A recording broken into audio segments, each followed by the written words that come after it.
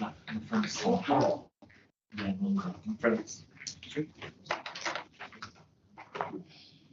Good morning. I'm Councillor Cathy Mason, the Chairman of the committee, and I would like to welcome you all to this meeting of the Overview Committee that is being broadcast live and recorded for publication.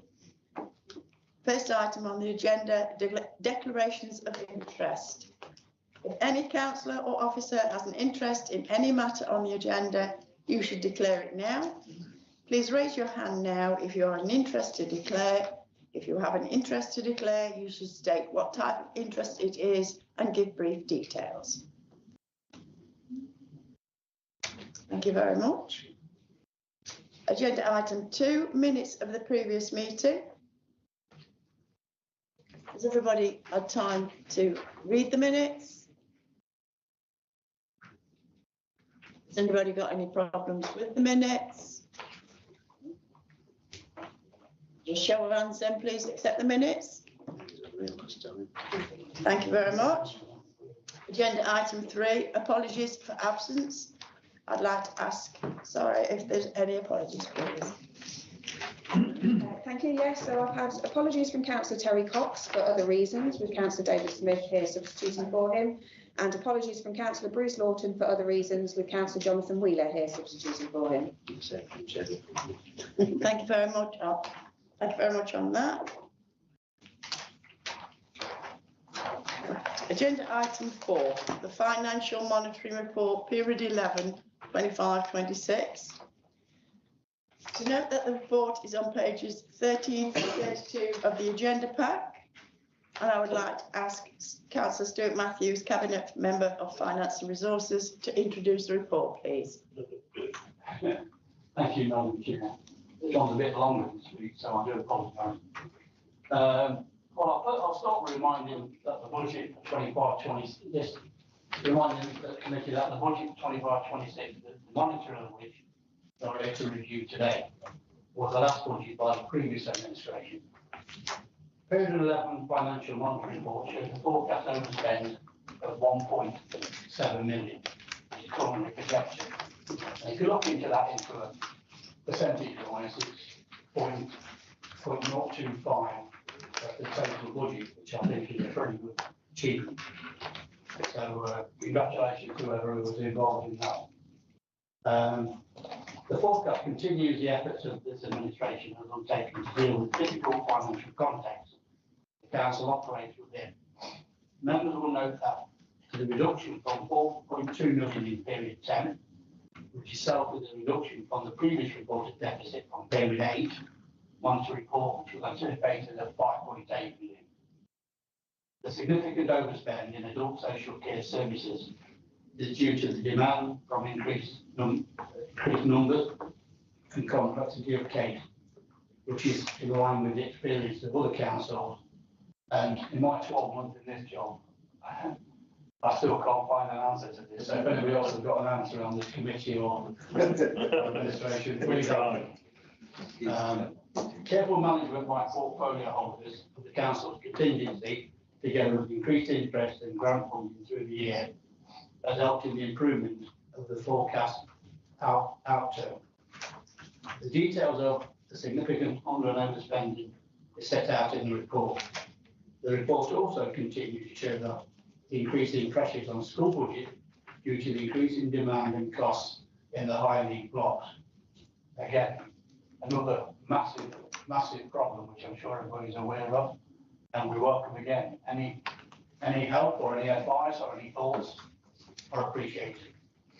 Although we are behind other councils, we are following a national picture reflecting the chronic underspending of SEN provision.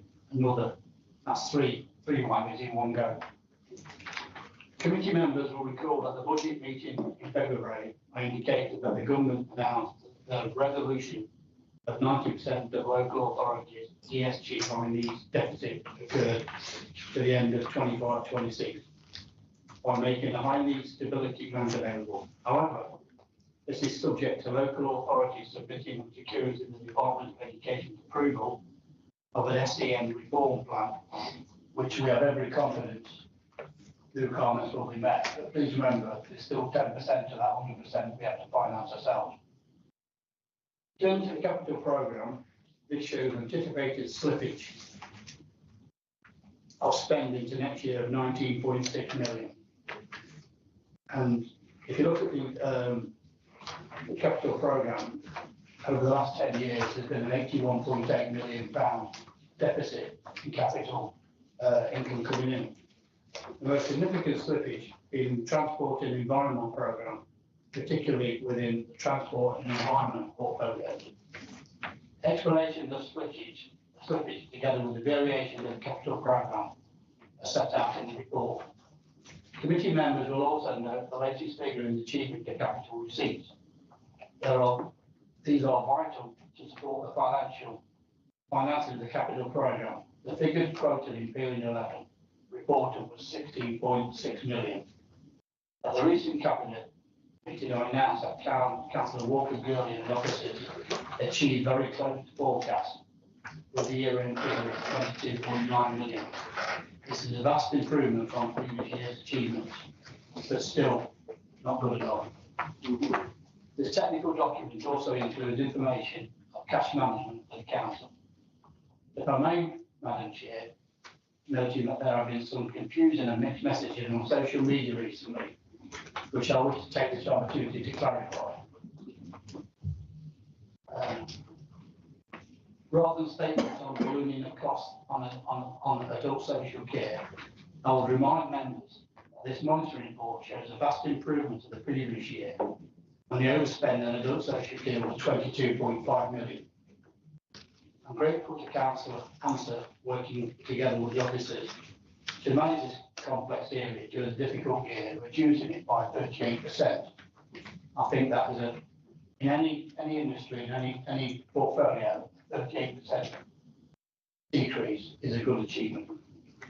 I agree with the comments that the high need cost is increasing. This is about meeting needs. I stated earlier that we are far beyond the national picture of local authority overspent on high need block. We overspent in 24-25 by 18 million, but there was sufficient reserve to cover this deficit. With such a low head of funding, it has shown how well managed this area has been over the year. For instance, other county councils have deficits in our needs, being Devon 221 million, Gloucestershire 124 million, Hampshire 354, Kent 200 million, Lancashire 171, Leicestershire 94, Norfolk 180, and West Sussex 193. There is some confusion over what year we are monitoring with some colleagues referring to the 2026-27 budget. When we are here today to review the 25-26 budget. Financing monitoring report, I do hope officer members will try to get their years right when making any statements. It's very much appreciated if we could do that. And finally, to the topic of capital receipts achievements, please remember that the capital receipt budget for 25-26 was set by the previous administration. They assumed they would achieve 40 million. And we're 18 million down from the 40 million they reported. Post the local election, the new administration discovered that this target would not be achieved and was never going to be achieved. Consequently, by the end of the summer, the financial monitoring reports identified that 24 million of capital receipts were forecast. As I indicated earlier, the year-end position for capital receipts will be nearer 23 million, so a 17 million deficit on the board. Hence, we achieved near the revised forecast, not near the number stated by the previous administration. Hopefully, I'm able to answer any questions this morning. Thank you, Madam Chair.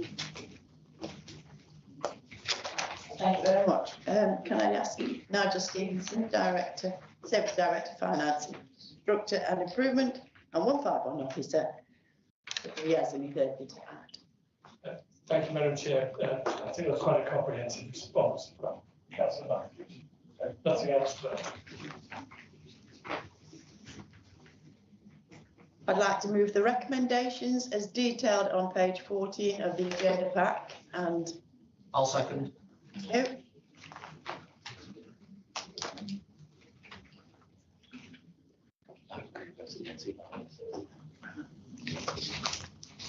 Councillor Best. One to shout. Use that. No batteries on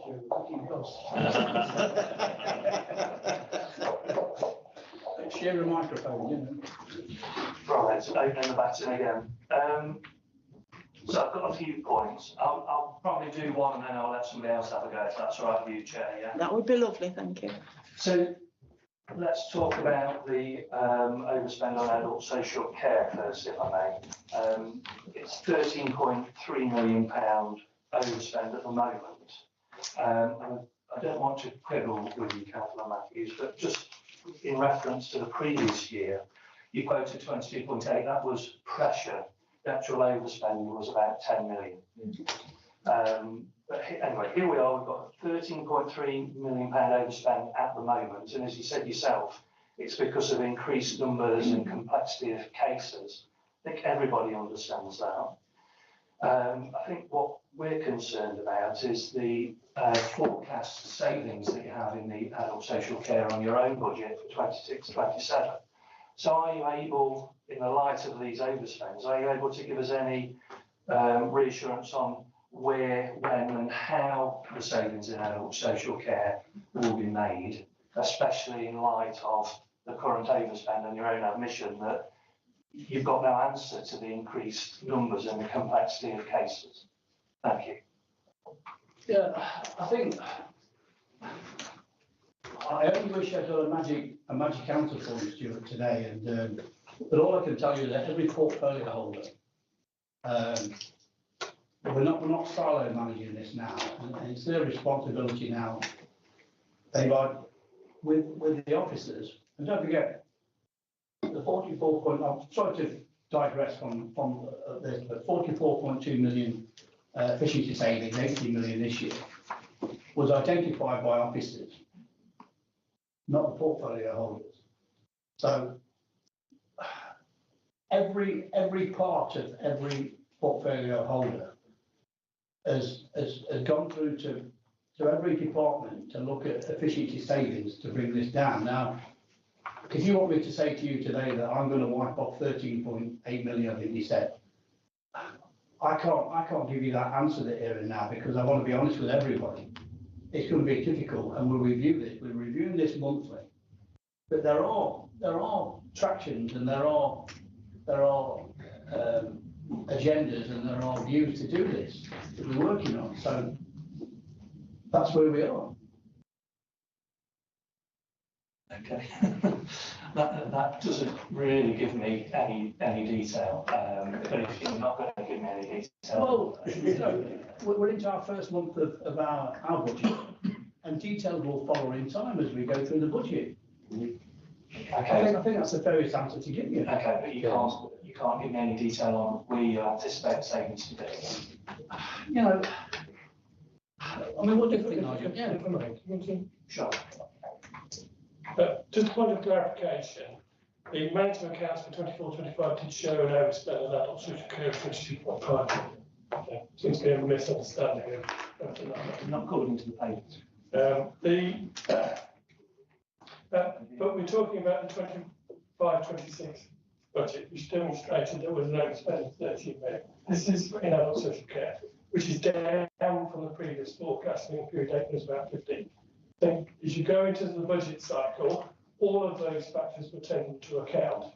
Inevitably, the 10.8 million of savings in adult social care, specifically for 26-27, and I know I apologise, Madam Chair, that we're digressing into 26-27 when this is about monitoring report for 25-26. Yeah. It will come clear through the monitoring reports as we go through 26-27 in terms of the delivery of the savings within adult social care and if it stays within the budget. Yeah, I think basically what we've got to do is review the period we're on and not try and predict what we're going to get next year. That will come through at the different, because I think Nigel comes back every 2 or 3 months. So Every meeting. well, more or less every meeting. But yeah, so can we do the questions on this bit and leave the future till we get there? Councillor Wilmot. Thank you very much, Chair. Obviously, I'm looking at page 21, which is the paragraphs 21 and 22. That's the main areas of risk, which it seems very, very problematic, and the risks are indeed great. But what I'd like to know really is which of these identified risks are the most significant in their potential impact on the budget and medium-term financial strategy. And what activity is being taken to mitigate against these areas of risks, both around the delivery of the 25-26 budget, as well as the medium-term financial strategy? And are there any other areas of risk that members feel should be considered as part of the budget monitoring process, in addition to those that are detailed in the report? And finally, you talked about that there is discussions going on between the adult social care team and the integrated care board around joint funded care. Have we made any progress on this? Is there any more money coming to this authority? Are the care board taking notice of what we're saying? Thank you. John, you do it every time. I think I've got about 8 questions in there. Nigel, if you could have a stab, my lord, I would. All together though, aren't they? Please. And I'm grateful for those questions from Councillor Wilmot. It's really difficult to say which are which risk has the most impact. It is right though to say that demand and inflation are the 2 critical factors that affect the councils. Yeah, demand in terms of demand and complexity of demand. Because what we're seeing is, for instance, the numbers of people that are into the system may be the same, but their needs are greater. So it's not so much about the numbers of people, it's their needs that is added to the cost. But inflation, and unfortunately inflation for us, or for the UK economy, is sticky. To use the phrase, at 3.3 weeks going up, and we'll probably see as the months roll by, inflation will be higher as the impact from a certain conflict in the Middle East is having an impact on the delivery of fuel. That will impact on a number of services, particularly the obvious ones, which is home to school transport and SEND transport, because of fuel costs going up, but also it impacts on suppliers. So it impacts on everything else that's in terms of service delivery, in terms of adult social care and children's social care. So there's no way of getting out of that, unfortunately. We do have some headroom in the MTFS, as Councillor Wilmot will know, which gives us some elements of managing that when we look to 26, 27 and further. But again, all we can do is make ourselves aware of it and cushion it. But we don't know the full impact of it until it occurs. Moving on to your joint funded care packages, I think it's more to do with the pressure that all public sector is under in terms of costs and managing costs, and particularly in the health service, in terms of where care packages are. We do our best to make sure with our colleagues that the right thing to do is joint packages, because it's one purchasing opportunity in terms of managing that. It's sharing costs between, but sometimes colleagues in our health service forget what is responsibility for health and what is responsibility for social care, and that's the bit that we constantly remind them. We've been through that period of time, and hopefully we've come out of that now, that we understand between each other in terms of how to manage that. But then there are reforms coming along in terms of adult social care and children's social care, which may change the balance to that, which I won't know the impact of. Is that answer all right, John? Yeah. Look, like, don't know. Stop.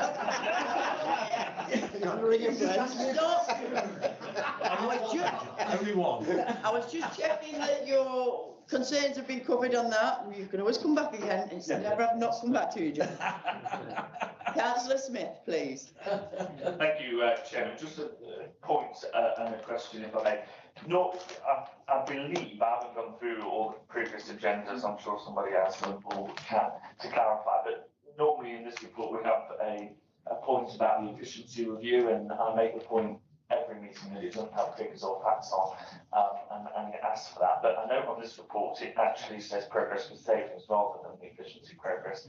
And although Councillor Matthews, his introduction or summing up of introducing the paper said that it was a budget set by the previous administration, can I just remind the committee that you've had 11 months under your control to deliver against that budget, and in the 2025-26 capital receipts, we have forecast under my leadership of the council about £40 million of sales to come in, and you again, and I'm sorry to make the point, but it's correct. You've had 11 months to deliver on that with Councillor Walker-Gurley and his department, and you've come in about £50 million below that. So I want to know, because I'm confident in saying that if we were running the council, we'd have delivered close to that, because we had plans in place to do so, otherwise we wouldn't have forecast it. So what's gone wrong, Councillor Matthews, under Councillor Walker-Gurley's department to not deliver that? Because, as I say, it might have been set by us, we've had 11 months to do it. So why has that dropped off? And I'm worried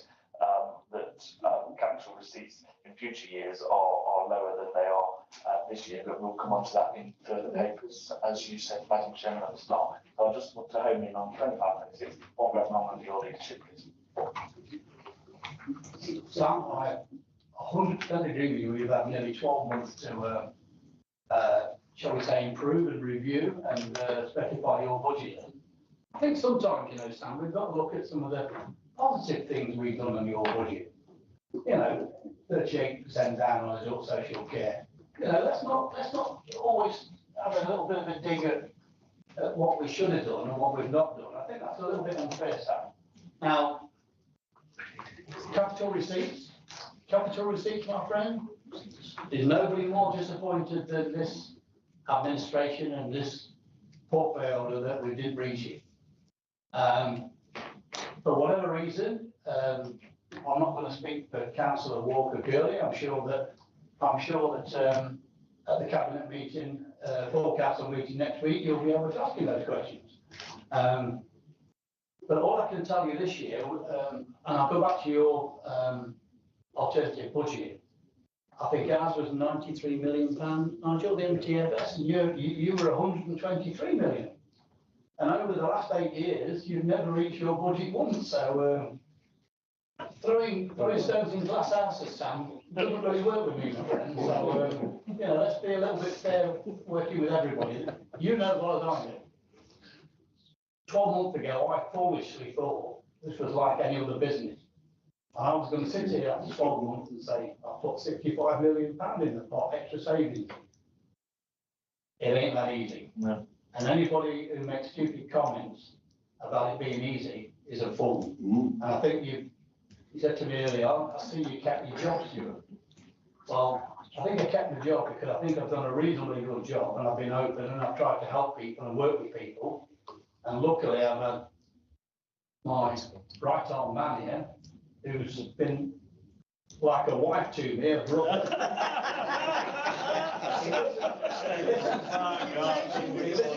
He listens to my moaning and groaning. And, you know, listen, Sam, I want this Nottingham County Council to be the best county council in Britain. Yeah, we will do. We will. So don't ever think that I want to be personal with anybody. The door's always open. And you were pleased to know you perhaps saw Goton Gedlin School is on the market. Oh, good. So we've done that for you. Good, well done. So, sorry I rambled on a little bit, but I've tried to be fair. Didn't you want to say, Nigel? If I may, on the efficiency review, we did go through that at the last meeting and there's more details. So it had some of the examples where savings have been made through the efficiency programme. The bit on capital receipts, from experience, Councillor Smith, you'll know that it falls into planning and there's somebody out there to pay the right price for the properties that you've got to sell. What you'll find from that chart that's on page 27 is not so much that we're not getting the capital receipts, it's the timing of when those capital receipts are going to come in. So and I'm sure you'll get the answer of confidence from property colleagues and from Councillor Walker Gurney, that it is about the timing of getting them as opposed to not achieving them at all. You can't strong arm companies out there to buy your assets. They've got to be coming to us because they've got the money to buy your assets. Going back to that Nigel Road, Top Wigley, which is, I think that was a bit of a lifesaver towards the end of £11 million that came in. But my own personal view on this, I think we should be looking on a different way of capital receipts. Instead of selling the crown jewels, I think we should be investing some of our money into other things to make money back in. It's not all about just selling. And that's the view that I would like to work on with Councillor Gurley and I would call him for something else, but with officers. And I think we've got to have a different strategy on capital receipts where we've got some good properties and we're just beginning now to finally, I think, look at selling some of our land with planning permission. Yeah. Which will increase. That's an investment that we've had to put in together. Now, That's for next year. I'll give you my word on this. We will be on Councillor Gurley monthly, and we've already been on to him what we expect.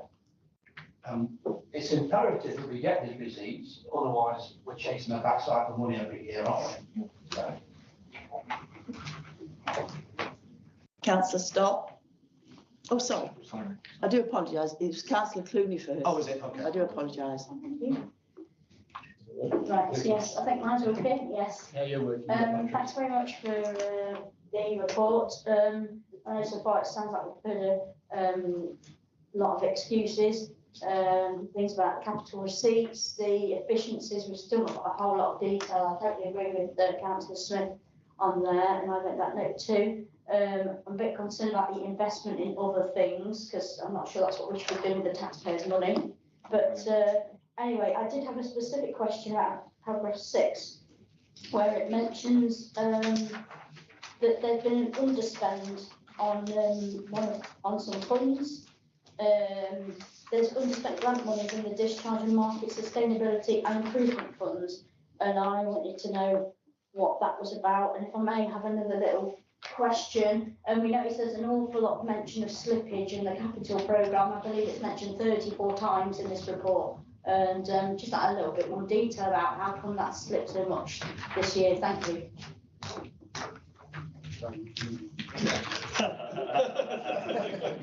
He's mastered delegation. Back to my superior knowledge. What tends to happen, I'm grateful for the questions, Councillor Cleary. What tends to happen on some of our underspends and overspends, and says overspends will tend more to do with cost and demand, and underspends because it will be the opposite, because we'll just have less demand or less cost. In some essence, when somebody provides us with a grant, if we manage to do it deliver the service but at less price, less cost, then you're going to have an underspend on that grant application. So it's as simple as that. On the capital programme ones, yeah, I will share your disappointment towards the end in terms of the two major changes, which was the 19 million slippage, in terms of that should have been identified and known about earlier. But I can understand how that happened, because that's relating to the complexity of finally transferring transport over to EMCA. That meant we didn't have the resources to do two things at the same time. That's how that slippage. Again, we refer to slippage in the capital programme. It's just not that these won't happen. It's just the timing of when they happen. So that's the essence of the capital programme. I'm hoping at year end the period 11 monitor report will be what will end up with the actual spend for year end. Yeah. I think going back to efficiency programme, we've still got period 12 to go through. Yeah. But I gave my word, I think, at the last overview committee that we would come back with efficiency programmes, and I'll fix my word when we've got some figures to show you, everybody will get them. Councillor Stott. Thank you, Madam Chair. I'm sure most of the committee will agree with me, Councillor Matthews, that you've done a fantastic job in the last 12 months, and I'm sure Councillor Smith will agree with that. 11 months. 11 and a half months. Some of the efficiency savings, I can say, that have been achieved in adult social care is the implementation of the tech-enabled care strategy, as well as the apprenticeships in social work. They have ongoing savings, mitigation. So, but really, as regards this, is point 22, the second to last point. The recent economic volatility in the UK has had a significant impact on the availability of staffing resources, particularly in the social care sector. I'm just wondering specifically why has that caused a staffing shortage? Because you would think that with increased unemployment that there will be a number of candidates to fill said roles. So I'm just interested in that point. Thank you. Again, thank you for the question. The issue with economic volatility in terms of the social care sector, we have to remember that in the social care sector, in terms of home care, residential care, the staff who deliver those services are on the national minimum wage. And they can get more money working even in the supermarket. And there are some cyclical aspects. So there will be like around in the run up to Christmas where there's more jobs in the retail sector, which then drags people out of home care or residential care type services into the retail sector. You then come back to suppliers, because there won't be our employees, they're suppliers. But inevitably, as pay was going up over the last year, you've seen wage inflation has gone high, whereas it's been more stagflation in the pay sector for home care and residential care. So as a consequence of that, you've seen more workers shift away from or needed services for people in our community into retail or bar work or wherever there's been more. Unfortunately, you'll see now that unfortunately that trend will switch. Good things because the national living wage has gone up to that sort of point. The impact though in terms of cost, because unfortunately we don't have the budget for those sorts of like large increases because the government doesn't give us extra grant. Unfortunately, that is a big driver for increasing council tax as a consequence for that, the delivery of just existing services. But unfortunately, you've seen the sector switch where actually more unemployment, so unemployment is beginning to tick up. So, and that's the volatility that we're referring to. All right, thank you. Any more questions? Councillor Wilmore. Try and make it one, John. I've got two actually, but I'll put this one straight away. Looking at the budget, the high needs funding seems to be a real problem. And I just wondered what plans you have in place to address this real serious issue, because as I say, we've got it seems to be on the rise, and more children need more help. That one, John. Oh? You've actually done that question. And the other one is about the savings of 5.5 million for delivery in 2025-26. So just wondered what activity is being carried out to ensure that those required savings are being delivered, and what activity is being carried out to mitigate the impact on the delivery of the budget on the impact of savings that have been identified but may not be delivered. Thank you. I'm grateful for Madam Chair's intervention in terms of, I think the answer to the high needs block was actually provided in Councillor Matthews' introduction. Well. The savings one, you'll see quite rightly as we identified there into the 5.5. There was slippage in the civil parking enforcement budget, which is to do with legislation that we were anticipating, or the previous administration anticipated would come in. Unfortunately, that was delayed. And as a consequence, you'll see the overspend on the highways and environment caused by not achieving those savings. Again, that is changing, so hopefully that is about slippage and delivery of that savings opposed to a write-off this time of the happen. The other, unfortunately, falls into adult social care. And although adult social care is complex, they have been delivering savings. It's really difficult to say that they've achieved it when they've got an overspend of 13.3 million. So, because it is about still meeting needs. So I think it's really easy for me to just turn around and say they have delivered all of their savings plans in accordance with their plan.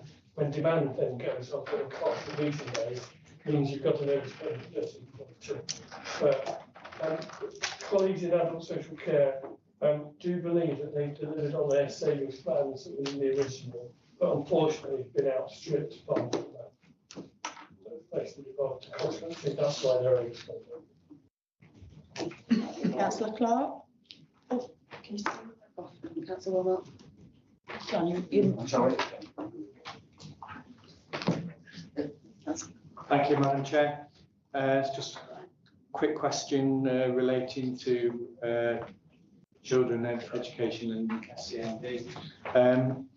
With the forecast overspend on the high needs block, what's the risk exposure should the national SEND funding be delayed or amended? Thank you. Thank you for the question. I think Councillor Matthews tried to explain in terms of the government has guaranteed us 90% of funding, stability grant, as long as we are able to produce a plan that's agreeable to DfE. Because in a few years' time, that all will transfer the DfE's problem away from local authorities. We've got every confidence, and we've already had some signals from the DfE that the plan that is being formulated and the understanding of the cost that we've incurred is something we've identified. And as a consequence of that, we're really confident that we will get the 90% funding towards that gap.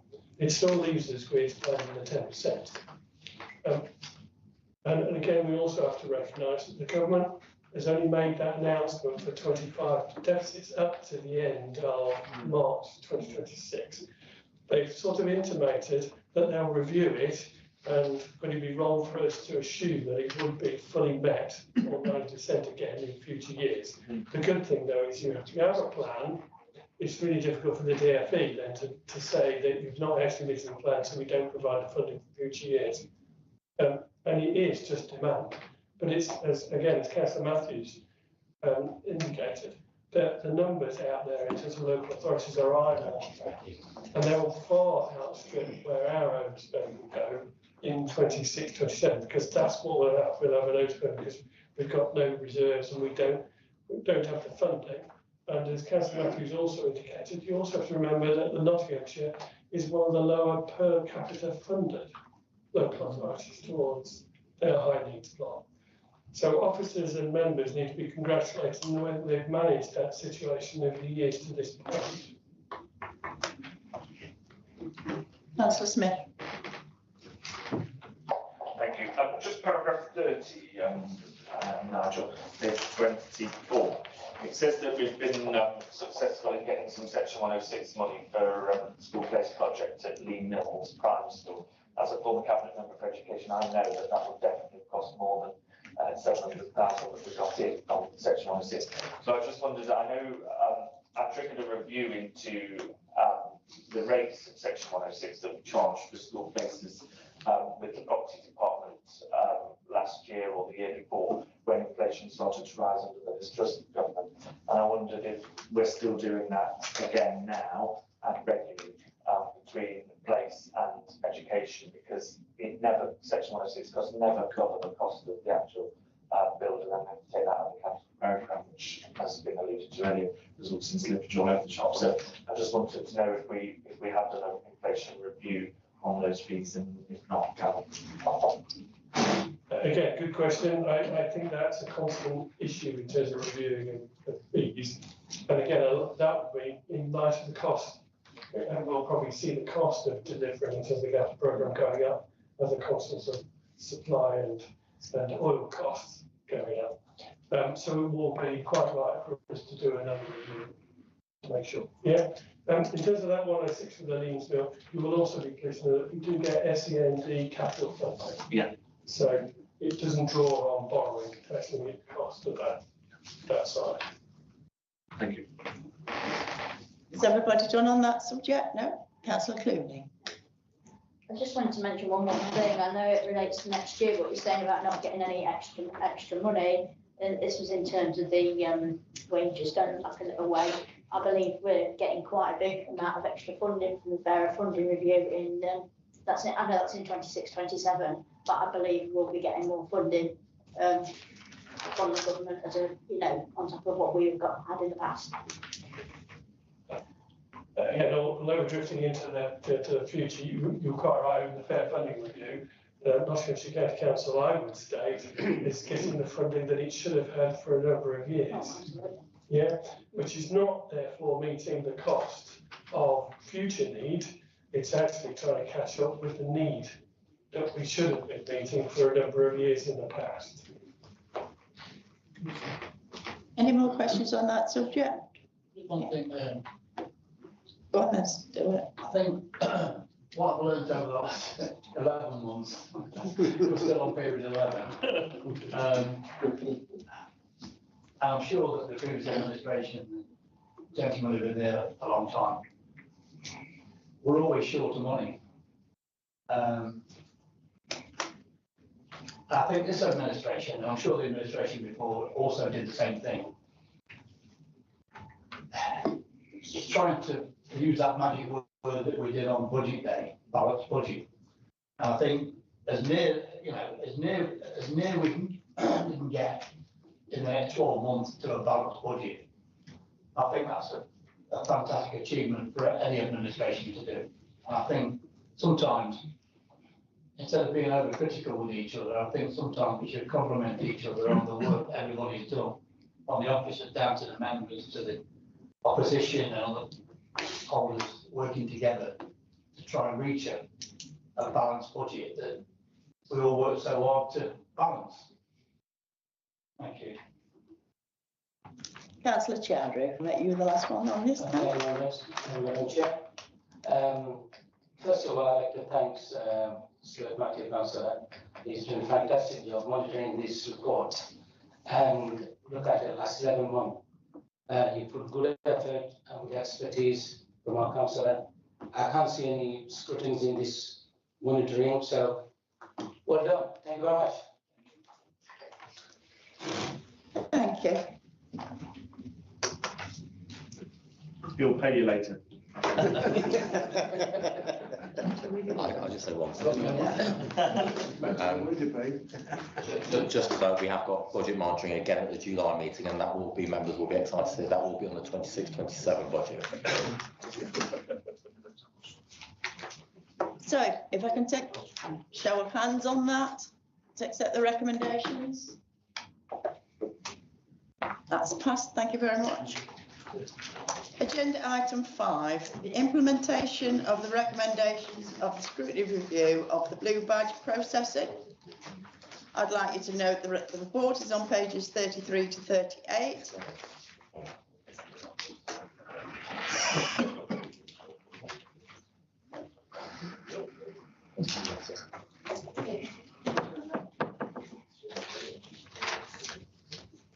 Do you want to go and grab it?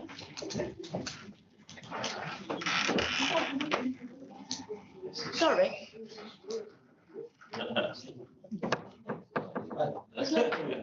It's this agenda.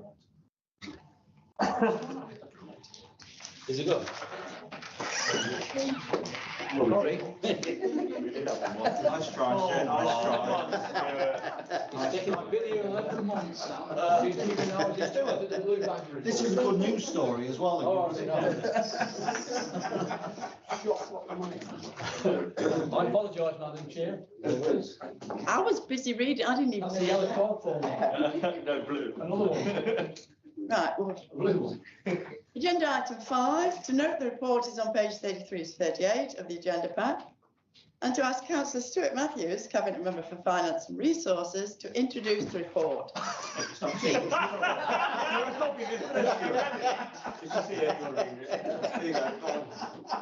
Page 23, there you go. I'll look up here. That's what you call teamwork. Yeah, yeah, yeah. The first time we've had teamwork. Well done. Well done. Page 33. I do apologise. This will be on social media. We would do such a thing. Just read paragraph 1 of page 33 of the room. No, I'm on YouTube right now. Maybe saved. Just read paragraph 1. Sorry. I think I lost connection there. So can you tell me where we are, please? I'm really sorry. Can you Starting, you're introduce the okay. report? Oh, that's okay. Just going to tell us all about the scheme breakdown. I'm just reviewing the report. Talk about the overview committee on the programme. Stuart, would you like Marie to introduce it now? She's Oh, sorry. Oh, we've got it all the way back. You're doing a good job there. Marie, if you would like to introduce Sorry, Marie. the report, thank you. It's okay. So I don't think you've dialed Michelle Thorpe in, Martin, so you might want to, because she can answer and field any questions. On myself, I can't because I'm not in the meeting. Can I just ask her to join? Yeah, you can just ask her to join because she's ready. So we just to give you some background on this, there was a task and finish group back in 2024, a cross-party scrutiny panel to look at blue badge processing. And we're here today. We've provided an update in 2025, and this is an update to show you the progress that we've made since then. I'm Marie Rowney. Just to introduce myself, I'm Head of Customer Service, Complaints and Information, and responsible for everything that comes under that banner, including Blue Badge. And Michelle, who will be joining us shortly, Michelle Thorpe, is the lead officer for Blue Badge, including policy processing, assessments, and she manages that process end to end for the authority. So I suppose if you've got a report in front of you, some of the things that we've been working on, we've made significant progress in the last 2 years. We've automated some of the processing for existing badge holders. So we lowered the criteria to people who are over 75 and have existing conditions, automatically renew. There's reminders now for renewals, so we call out to people to remind them that their badge needs renewing, and we help them with that over the phone. Accessibility, we've looked at accessibility in terms of communications that we send out, so letters and email responses have all been updated and put into plain English so people can understand them better. We work really closely with the Department for Transport and are collaborating now with many other authorities around blue badges. We do a lot of benchmarking, and from the benchmarking that Michelle and her team have been doing, it's showing that we're way ahead in terms of automation of the process, turnaround times, and feedback. We've been doing a little bit on recurring degenerative conditions. So where people have a condition that's it's not going to get better. Once they've been assessed for their first blue badge, again, they won't need to provide evidence going forward. So that's speeded up the process for those people. The information around how are we doing is being added to, for transparency purposes, is being added to our Blue Badge Hub online, and that's scheduled to go on in Q2, so starting in July. We've done a review of the process around emails. We've got an automatic process where when an application's been assessed, an email is sent. When it's then being passed, an email is sent, and when it passes to go off to be produced and posted, another email is sent. So we're looking at that because our timescales are really good. People are often getting an email the same day.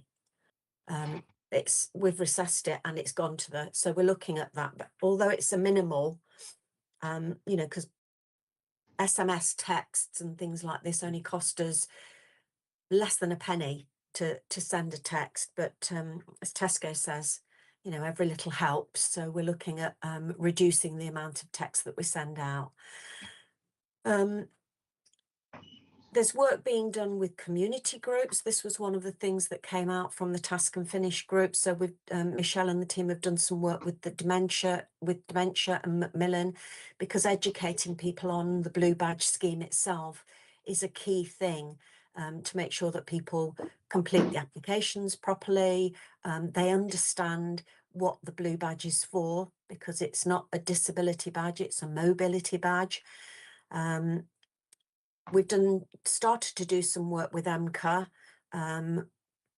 to look at how we have the consistency across all the councils in Nottinghamshire and Derbyshire, so that if you apply in Derbyshire, you get a similar approach to the way that we approach it in Nottinghamshire.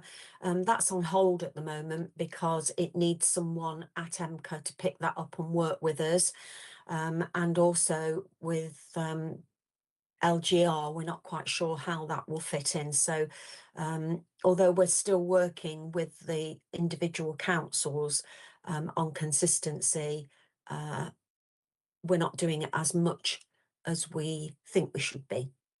In terms of enforcement, our enforcement team are doing some work on education with applicants, because very often people get a ticket because they're not displaying the Blue Badge in the way that it should be. So there's some education around that going on.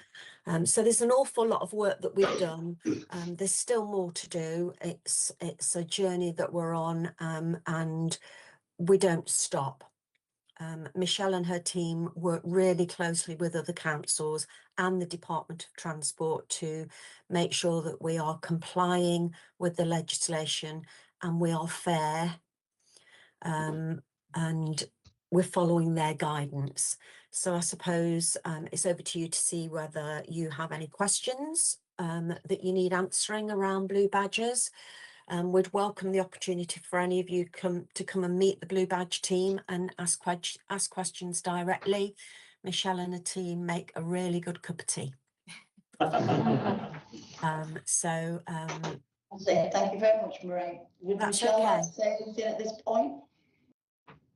Michelle, do you want to add to anything? No, you've said it perfectly. I suppose the only addition is that the collaboration we've got with other authorities, we're actually hosting and managing the Teams collaboration suite. So we've got pushing 400 different colleagues across the Blue Badge service that channel their communication through us. So that's a really big step to support our work with the DFT. Well, I would like to remove the recommendations as detailed on page 37 of the agenda pack and seek a seconder. I'll second. And then questions. Councillor Smith, please. Thank you, Chairman, and thank you, Marie, for all the fantastic work you and your team do. From a divisional member point of view, I've had Blue Badge inquiries and send them through to you, and the team get on to them very well. Look, we can have a laugh and doing and throwing on stuff like budgets and stuff, but every politician in this group gets involved in politics to improve the lives of our residents and the services they receive. And without making it too much of a political point, I was really proud that my administration created this review and implemented the work on it, because I think if you're 75 years old, and we all represent someone who's 75 years old who's got a Blue Badge, thanks to the work that the team have carried out in March, well, adopted in March, you are no longer having to contact the council every year to renew your badge. It's automatic. And that is an improvement to people's lives straight away that we've made, and I'm pleased they're continuing under Councillor Matthews' stewardship now. Now he knows he's responsible for it. So I genuinely, but I genuinely think that we all come into it to do the right thing and improve services, and we've done this. and under Marie's stewardship and everyone who's involved. That's great. And I think we should be pleased for that and keep going with that review. So thank you for that. Can I just point to box 6? I wanted a better term than that, but I can't think of one. Box 6 on the plan of 10. It says that the information on the current processing times for blue badge applications should be displayed on the front page of the blue page, the badge hub. And that was due in March 26. Can we just check that that's actually been done? Please. No, that's not been done as yet. It's in process.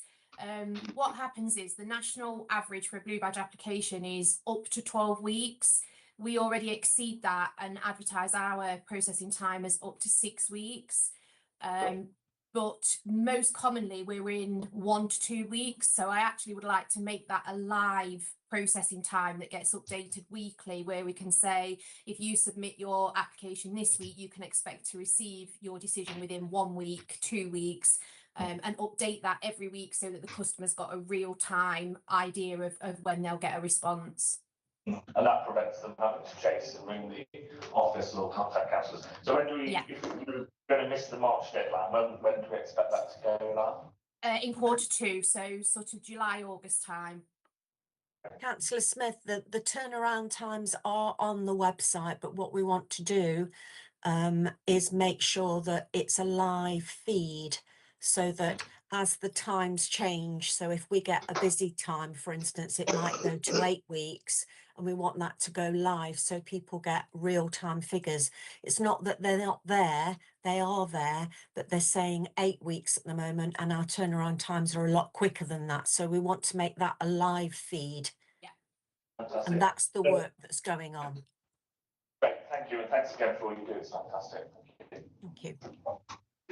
Councillor Clooney. Hi, thank you, and thank you for all the work you've done in this area. It's really good and good turnaround times there. I've just got a question about block 5. So I'd just like to know a bit more about what is the automatic call out process for the renewals. Do people actually, is there literally a renewal where they have to say, yes, I still want it, or does it literally just renew without anybody intervening in that process? So there is still a process for renewal. At the moment, it's a telephone call from our customer service advisors. We call out to the customers that we've identified within that bracket, and they will check with them that there's still a need for the badge. Is their photograph a true likeness still, or would they like to submit a new one? And by the legislation and guidance, we do still need to confirm evidence of address and identity at each renewal period. So that is what that process is for. We are in the process of updating that, and that is something that's happening at the moment, whereby those that have digital access, we will be able to send them an email with some tick boxes where they'll be able to say, yes, I still need it. Yes, you can use my photo. Use your electronic verification service that we've got to confirm ID and address. That will come back to us and we'll send their badge out to them. So it is going to be just a one contact process, and we're actually going to the customer rather than them having to come to us. That's great, thank you. Councillor Brown. Thank you, Madam Chair. First of all, I thank Stuart for his report. Agreed with the introduction. Listen, don't dig me anymore. Conservative tonight, don't you? It's a good news report, but the quality of service seems to be based around processing speed. Do we have any KPIs on like appeals or complaints? And secondly, the reliance on digital accessibility, have we found that's disadvantaging many of the residents? Thank you. So in terms of digital, our figures show that only 4% of our badge holders and applicants don't have digital access, and we have a process in place to support those to make an application, whether that be in full or an automatic shorter application. Our correspondence for the last 2 years has been consistently at 97% digital, so it does show that that digital appetite is there and works for this service. In terms of appeals, we do have quite a high refusal rate, but that is something that we use as an education purpose for our applicants. So quite often an applicant will make an application and they're not aware perhaps that they need to provide supporting evidence or detailed answers to support us to make their assessment. Our refusal process goes back to them and provides that support information. So rather than just saying you don't qualify, we will advise them things such as you didn't identify in your application that you require painkillers, but you've stated you're in pain. You didn't identify if you use any mobility aids, and that allows them to then make an appeal that actually has some value and supports us to assess their application deeper. So we actually only get 14% of our unsuccessful applicants make an appeal, but 75% of those do go on to be approved, because with that guidance and education on the application process, we're able to support them to make that valid application. Thank you. Can I just intervene on that one? In terms of complaints, we get very, very few complaints about the blue badge process. It's normally escalated. Things are escalated through a counsellor who says, I've been refused my badge. Why is that? Because I've got this, and this, and my doctor says this, and here's a letter from my consultant. And I suppose what we want to do is educate you as well, so that when you get those requests, they're not actually complaints, they're a request for more information. And had they followed the refusal guidance, it probably would have been approved, because most of them do get approved when they come via you, because they provide more evidence to you than they do in their initial application. We often find that you're able to give us a raft of information that we never had, and we look at it and go, oh yeah, actually we can approve that. You've given us so much more detail, but the customer didn't provide that in the first place. It's all about educating customers on what they need to provide. And we can only assess based on what's in front of us, and if that information's not there, then we have to refuse it. Thank you very much, Chair. Yeah, absolutely, a magnificent scheme, Blue Badge. I know hundreds of people use it and use it well, but I'm concerned that on occasions it does seem it's being misused, which is a real problem. You say you've got officers going around targeting regular enforcement days, because what I see is when the officers are walking around, they just take a glance at the badge to make sure the badge is there. I've never seen anybody actually check to see if it's being done correctly. That's the situation. I just wondered, you said you've got a few statistics about it. How many badges have you seized through misuse?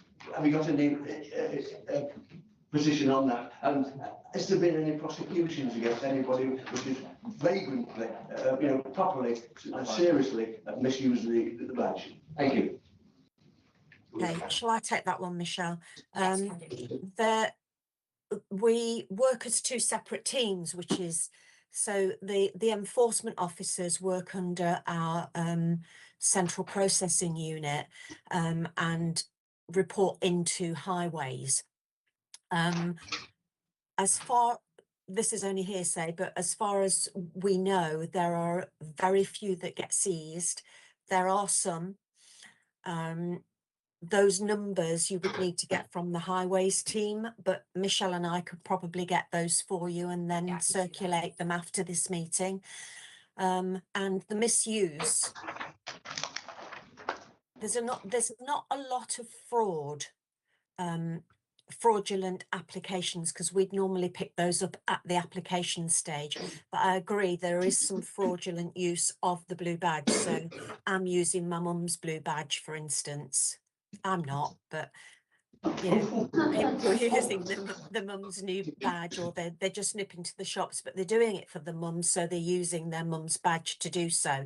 And that's not what the blue badge scheme is all about. It's very, very difficult for the enforcement officers to know that, unless they really they catch them leaving the car and coming back into the car and see them and see the badge at the same time, so they can check the photograph. So it's a difficult one, I think, for any of our enforcement officers to challenge, but that doesn't mean that they shouldn't be challenging it. But we can take that up with the enforcement team on your behalf and get them to come and provide you with that information. Thank you very much for that answer. Councillor Stoll. Thank you, Madam Chair. I think I agree with Councillor Brown. This is a good news story, and I'd like to commend Councillor Matthews for the work that he's done on this in this area. Really, I mean, what I would like to see, ultimately, I think, you know, we're always looking for improvements, and hopefully Councillor Matthews would agree with me, as would all members present, that potentially we could look at lowering the 75 years age, potentially, to a 67, potentially. I don't know, I'm just thinking the retirement age. I just think 75 for automatic renewals does seem advanced in years. So I think, you know, it would be great for all residents of Nottinghamshire if we could maybe look at reducing that. And I'm sure possibly, unless there's something that I don't know, that might be something that we could do with the support of all members going forward. Thank you. Yes, Stuart. He's declaring an interest now. You know,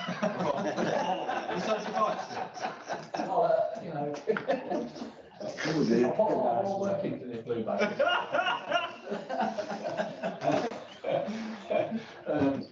That's a great, I think that's a great thing, and that could be the reform way.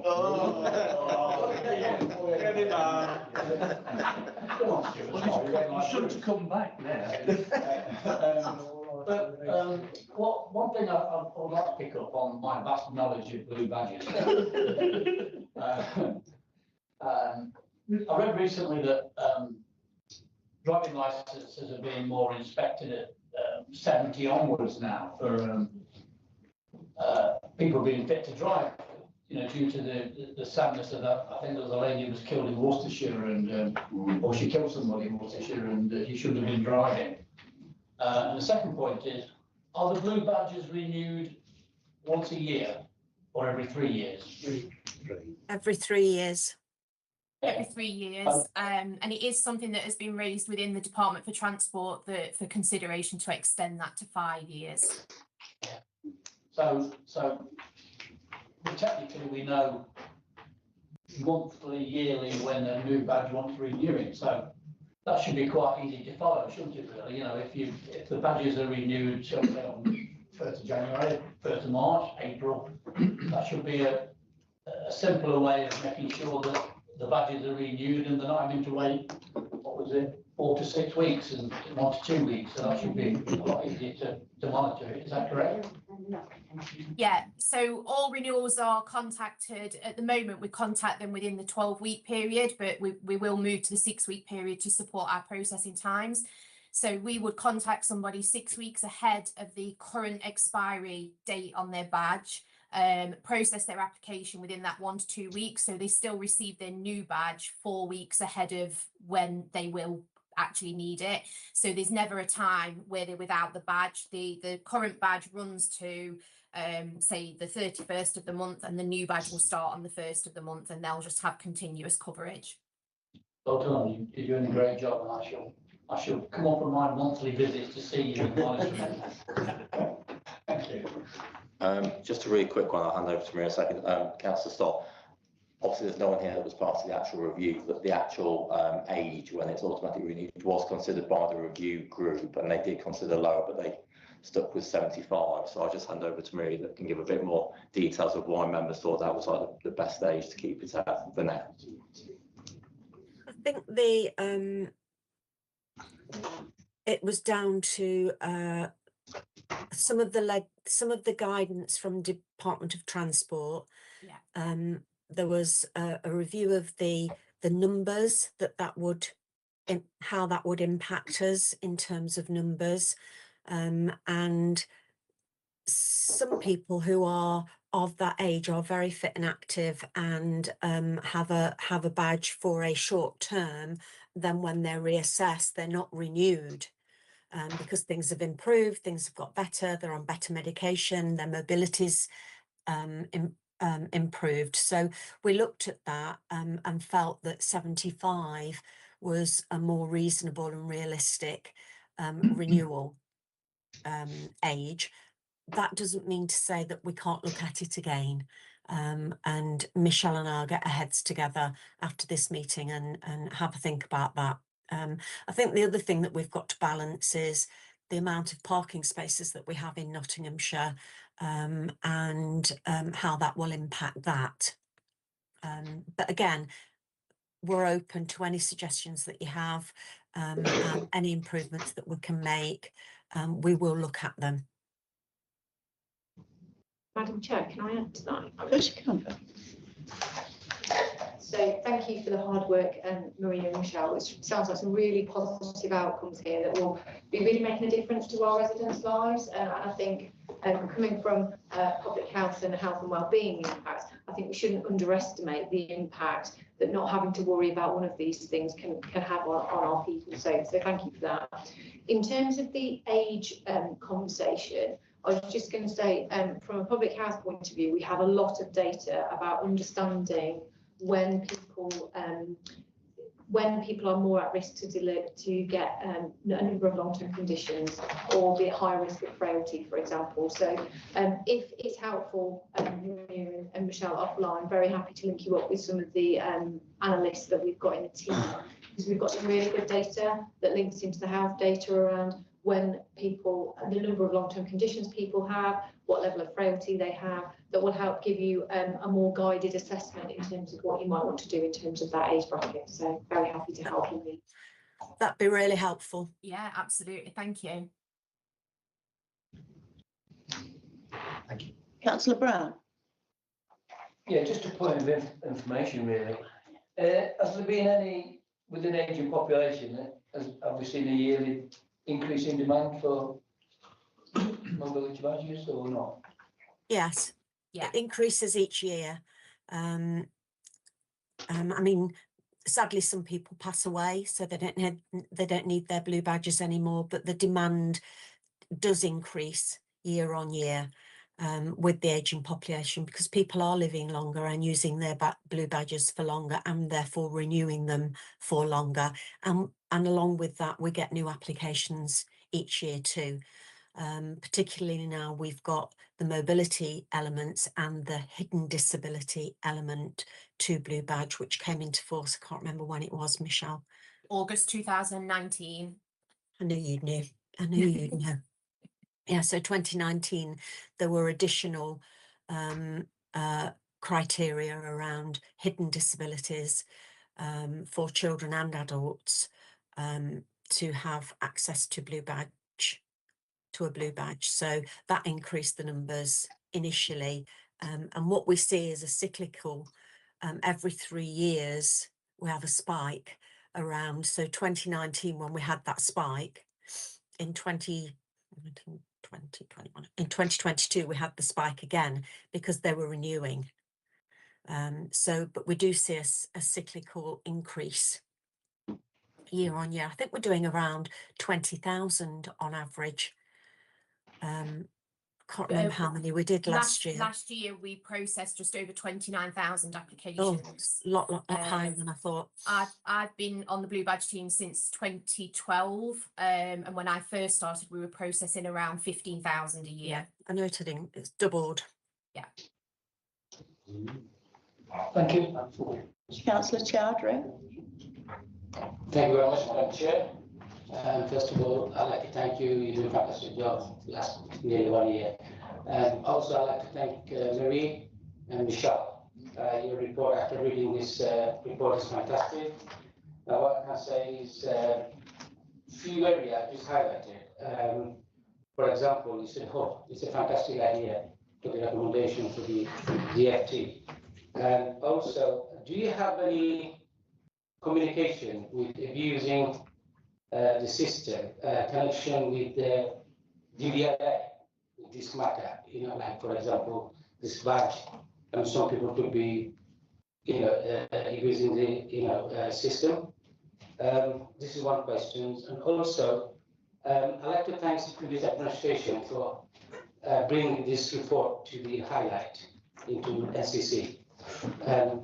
So at the moment, Sam Smith who said it's been 2 years, we've been running it.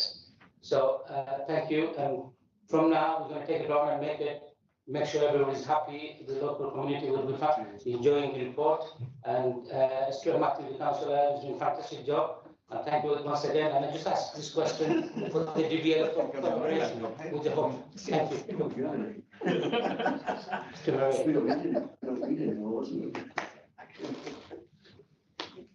Sorry, Councillor Chowdhury, it was a bit mumbled then.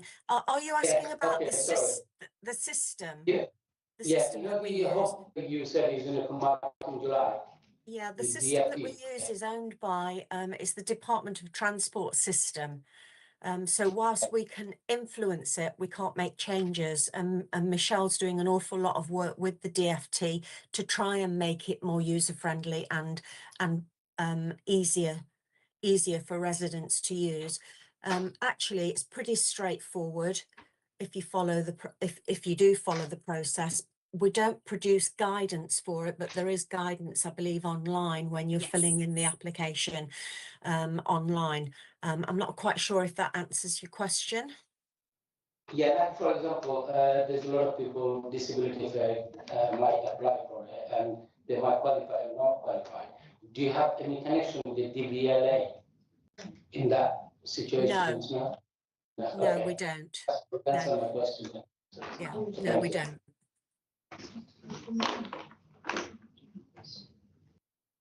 We do have access. Sorry, we do have access to the DWP in terms of benefits to make sure that to check people's benefits, but not with the DVLA. Okay, that's fine. Thank you. I didn't say any summary because obviously this is just a report making sure that members are happy that all the recommendations have been put into place, which I think they have, and I think members are happy. But just to note that we will work with Gareth Johnson in transport. So we'll get some information on kind of like enforcement activity, circulate to members of the committee, and obviously like Marie and Michelle can have some conversations with Viv about sharing that data. And I'm sure in time we can get some a briefing out to you about any considerations about potentially lowering the age slightly further based on the information that Viv's provided to Marie and Michelle. And then just to note, if you haven't read the initial report, it is linked in there.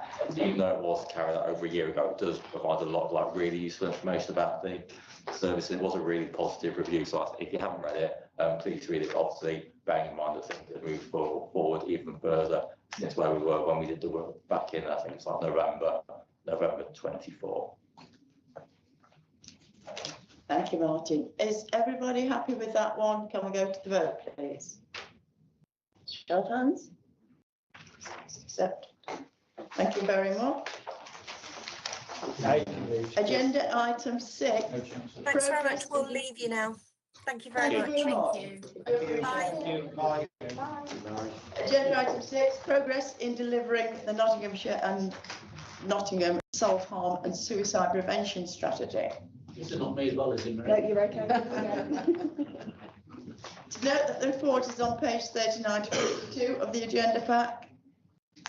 Before we begin with this item, I would like to take a moment to acknowledge the sensitivity of the subject that we're about to discuss.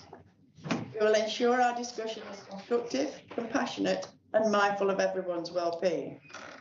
If at any point anyone needs to step away from the meeting or take a moment, please feel free to do so. Further advice on language and available support is available within the paper and will be highlighted in the presentation. Our aim today is to consider the work being undertaken to help reduce self-harm and suicide in Nottinghamshire. We will recognise that these topics can be emotionally difficult and can affect many of us and in many different ways. In this meeting, we will talk about suicide and self-harm safely and compassionately.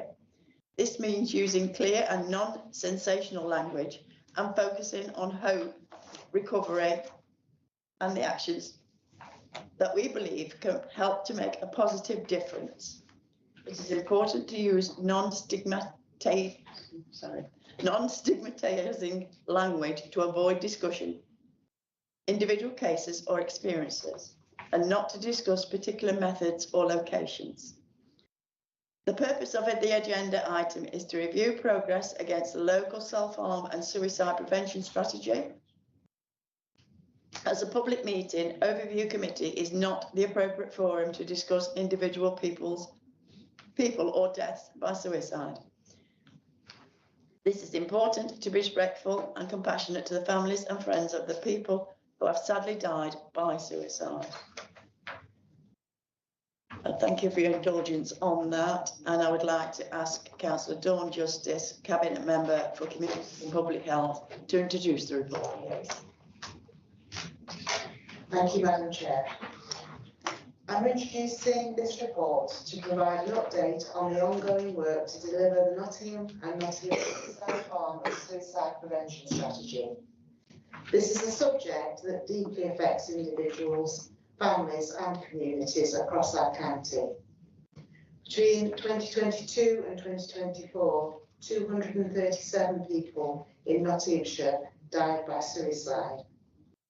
Every one of these deaths is a tragedy, and each has a profound and lasting impact on loved ones, workplaces, services and whole communities.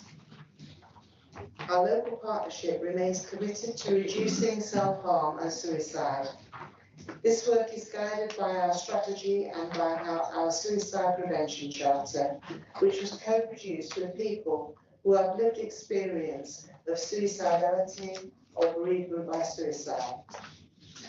The report outlines system progress on delivering the vision and ambitions of our local strategy and suicide prevention charter.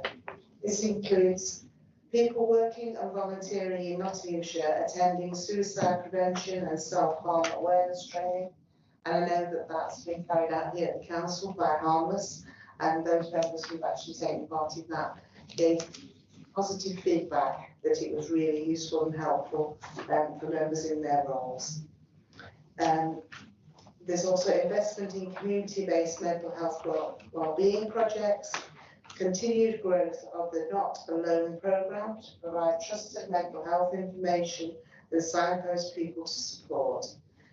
And there's the work of the real-time surveillance system to ensure we can respond effectively to emerging risks.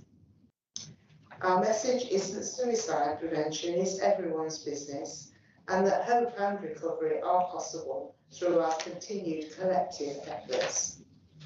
I welcome the committee's comments and reflections on this important work, and I'll now hand over to Louise Lester, Consultant in Public Health and Communities, for a brief summary of the key points.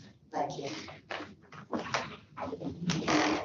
Thank you, Councillor Justice. Thank you, Madam Chair. So, yes, I'm really pleased to be here to provide you an update on our self-harm and suicide prevention strategy and the progress that we've made in the first 18 months of what is a 5-year strategy.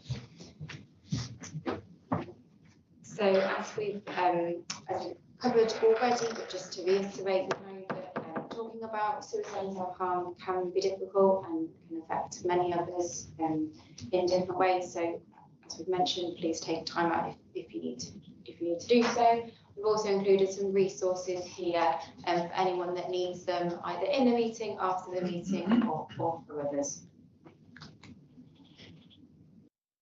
So we've touched on making sure that we're mindful in terms of the language that we're using when we're talking about suicide and suicide prevention.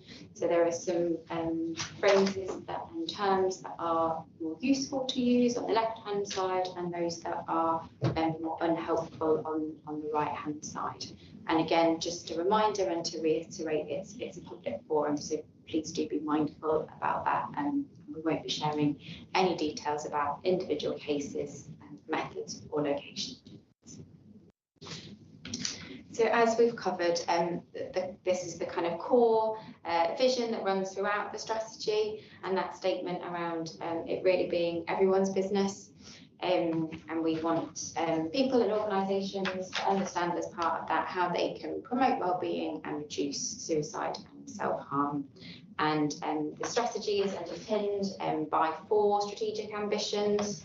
So that's around promoting a safe and stigma-free environment, promoting wellbeing and reducing risk for those groups we know to be at particularly high risk, ensuring people get the right support at the right time and in the right place, and ensuring that local data and that really rich lived experience informs and drives our strategy and our ongoing work.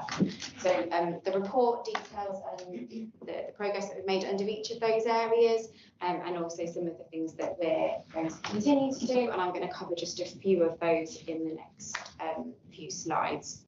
So again, as part of that, making sure that suicide prevention is seen as everyone's business, one of the things we committed to doing and were guided by those with lived experiences was around inviting organisations to make pledges around their commitment to the strategy, the vision and the charter. So saying what actions they're going to take to help us deliver that and help us achieve our vision. And we're really pleased that so far over a dozen organisations have pledged their commitment in various different ways to date.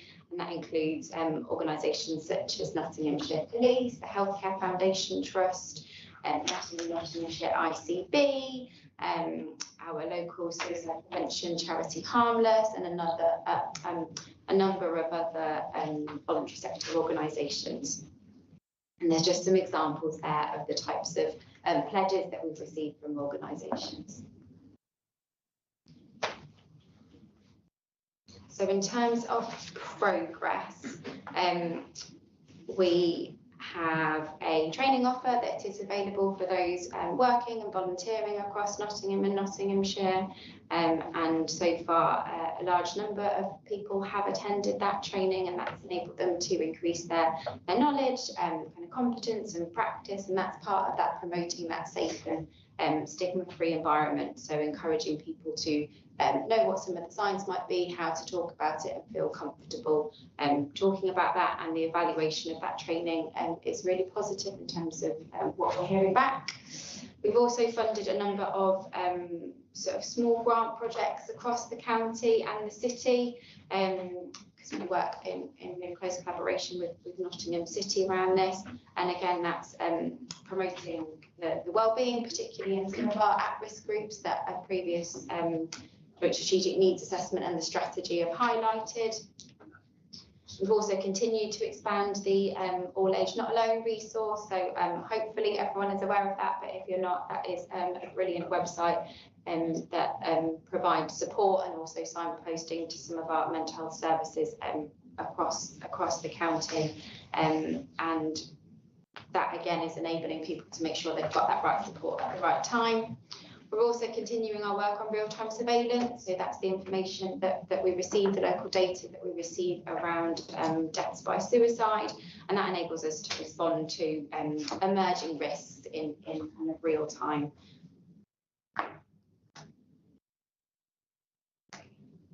So we've got some plans for the remaining years of the strategy, so the next sort of 3 years left. To continue what we're doing on that work, but also continue some more targeted communication campaigns and self-harm awareness campaigns, again using the data to guide that in terms of what our risk groups are. So that will be things like children and young people and having a particular focus there, continuing to use the Not Alone branding. We also want to do some work around increasing our awareness and understanding of gambling related harms, because we know there can be a link there with deaths by suicide. We're also continuing to work with our partners, but we want to do more to support those with long-term conditions and what the kind of mental health and suicide prevention support for those residences, and also continue to improve our local data and how we kind of respond to those emerging issues. So a better data sharing with partners, for example.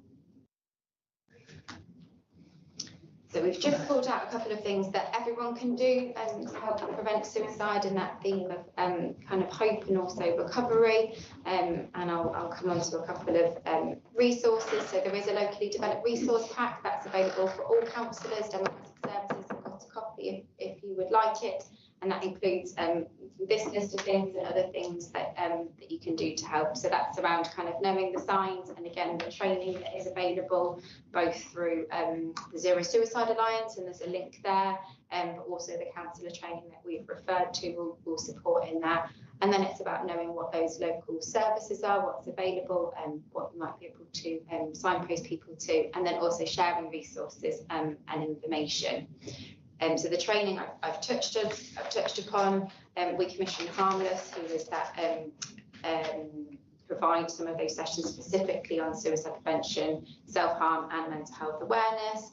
And as I mentioned, that's open to those working and volunteering in Nottinghamshire, and councillors would be very welcome to attend that.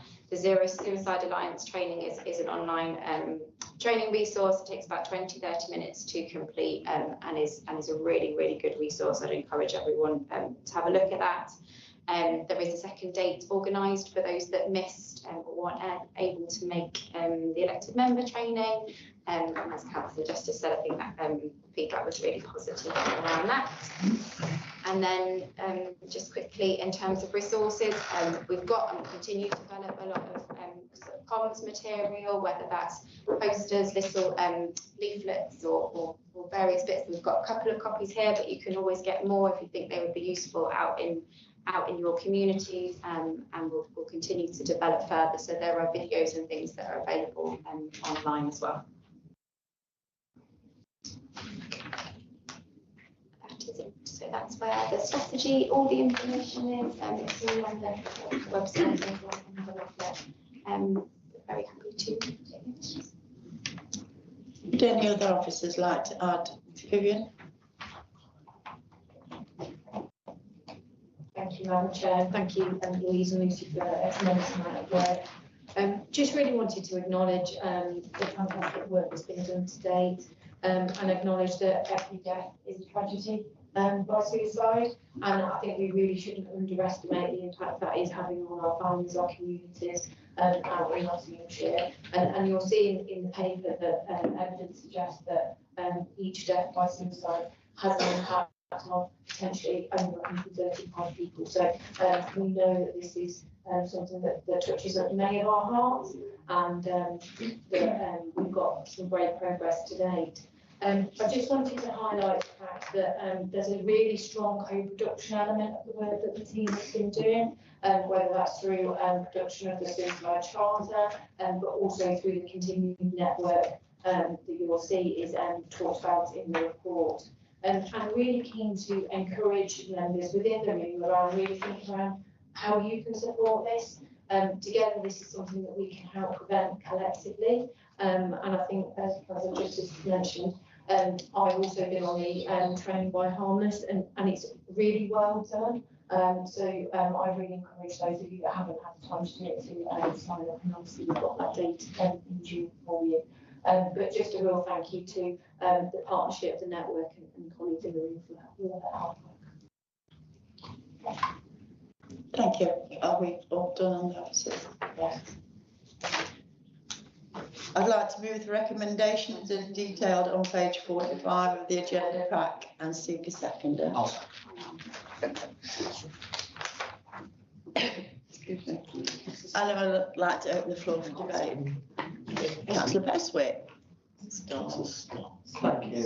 There's some surprising numbers in here, and I've just done this in my head, so I hope I'm right. I'm sure somebody will tell me if I'm not. 21.5 suicide deaths per 100,000 in Nottinghamshire. Get that to be about 182 suicides a year. Some of the other statistics say that it costs the economy £1.46 million per suicide, which is for this county about £270 million. So I'm just wondering if, and this is maybe something that you can't answer at the moment, £80,000 doesn't seem like a lot of investment, just in a purely financial way, to stop the suicides, to be honest. So the real question is, I suppose, one for Cabinet, which I don't expect anybody to answer today, is £80,000 enough? Do we feel it's enough? But the other one is, does the central government in any way contribute to helping this programme or any other programmes that address this issue?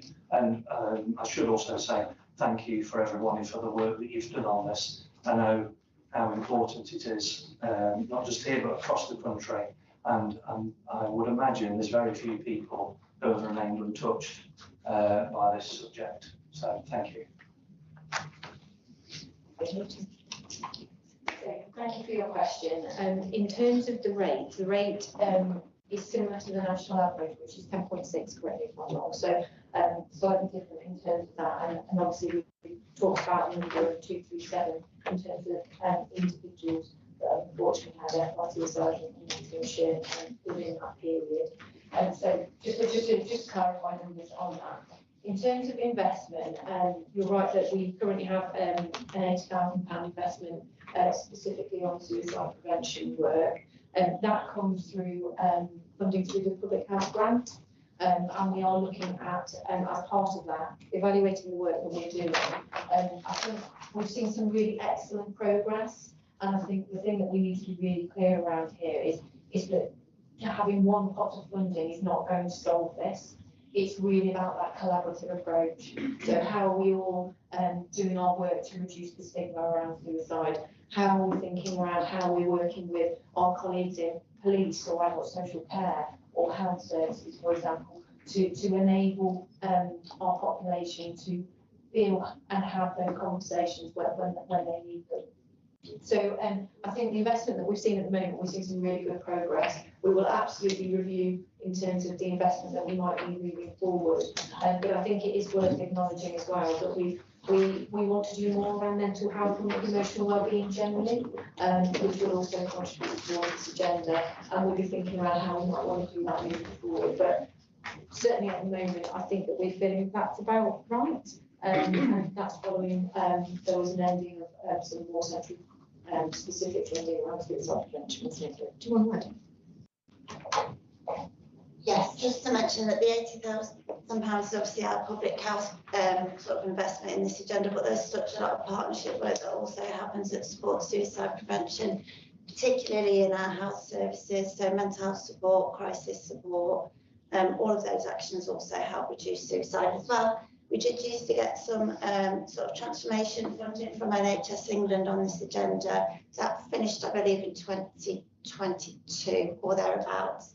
And some of that was passed down to the integrated care boards at a local level as well. So they use that to pay for things like our suicide bereavement service and our suicide crisis service provided by homes. Thank you. Councillor Stott. I think it was Councillor Clooney first. Apologise. Councillor Clooney. Hi, thank you, Chair, and thank you for all the work on this really, really important issue in our community. I wanted to make a comment about paragraph 9, which I think is what Councillor Bestwick was referring to, and this inclusion of numbers. I feel that's really inappropriate, the inclusion of financial numbers, around this, because clearly every death by suicide is an absolute, tragedy, infecting lots of people. As it mentions, 135 people impacted every time. I'm not sure it's appropriate to be talking in monetary terms about what that might be, because I feel the emotional impact is so great. We, perhaps shouldn't be referring to figures, and obviously the public will be reading this. People out there who have been affected by death by suicide. And, I just don't feel it's appropriate to be in there, and I would wonder if you'd consider removing this paragraph from the report. Thank you.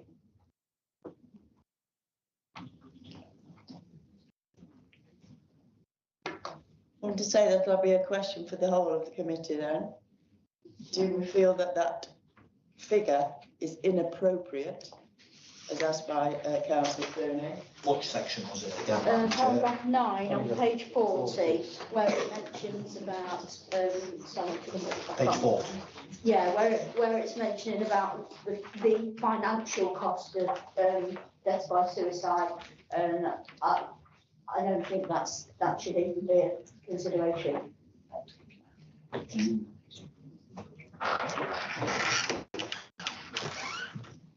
Well, it was a very good question possibly to ask. I've just been informed that because it's in the agenda pack, it's been out in the public domain for a week. Yeah, exactly. And we can't actually redact it now because it's access to information rules. Okay. But I don't believe it was meant to be a quantification of individuals, more of how much money we are putting forward to do it. And I know it can be interpreted both ways. So on that score, I would apologise. Councillor Stoll.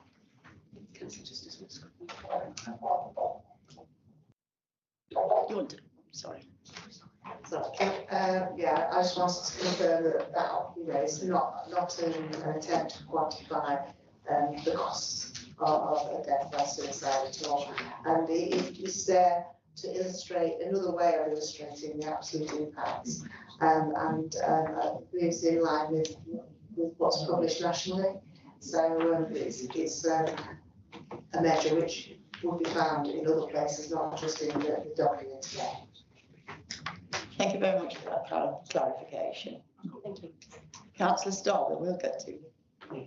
Thank you, Madam Chair. I'd like to thank the team for the work that you've put into this report, and also thank Councillor Justice and the team for organising the harmless training, which is something that I took part in a few months ago when we ran. And I would encourage all members, if they haven't, to take part in the training. It's very eye-opening. What I would like to highlight, and I don't see enough of this across society. I used to be a volunteer for the Samaritans as a call handler, so I'm very well aware of the impact of suicide on families and indeed society. But it's the link between cocaine use, which is massively increasing. You only have to go into the town centre pubs these days on any Friday or Saturday night, go into the toilets, and you'll see the little bags on the floor. And speak to any publican, they'll tell you the same. But there is a definite link between cocaine use and suicidal ideation, and it's not talked about. I wonder if there's anything that we could do as this council with our partners to somehow, I don't want to just use the word promote that message, but get that message out there that cocaine use seems to be becoming more socially acceptable for some reason. Particularly amongst older people as well, and suicide, because there's a definite link there. And, you know, I see campaigns talking about drug use in general,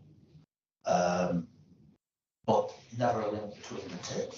And I often think, and I think there is evidence out there that backs this up, particularly, you know, after the high of cocaine use that users experience, often the crash comes the next day, and that's very often when these tragic events unfold.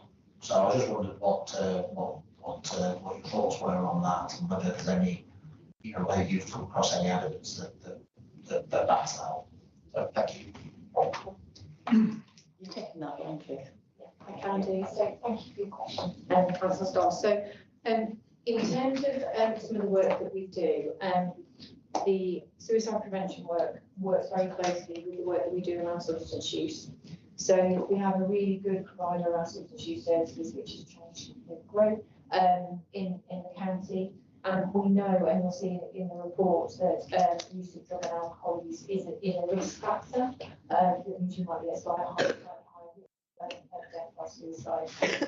So we are already working on understanding around that, and there is also a different process which links in with some of the real time development around drug-related deaths.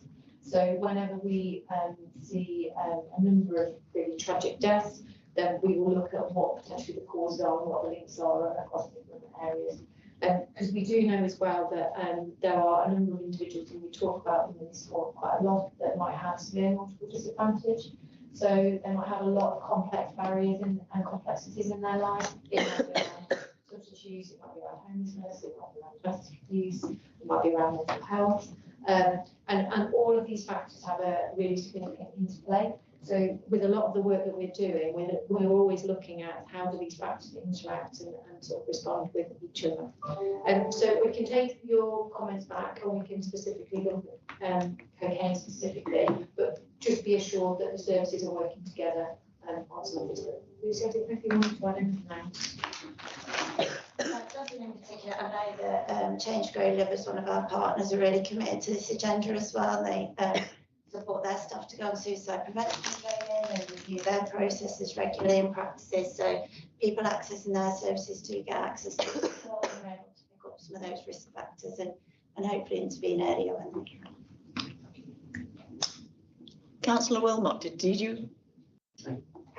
Thank you very much, Chair. I'd just like to congratulate the work that's already been done in this area, because it is a very, very serious situation, and it needs as much help as it possibly can get.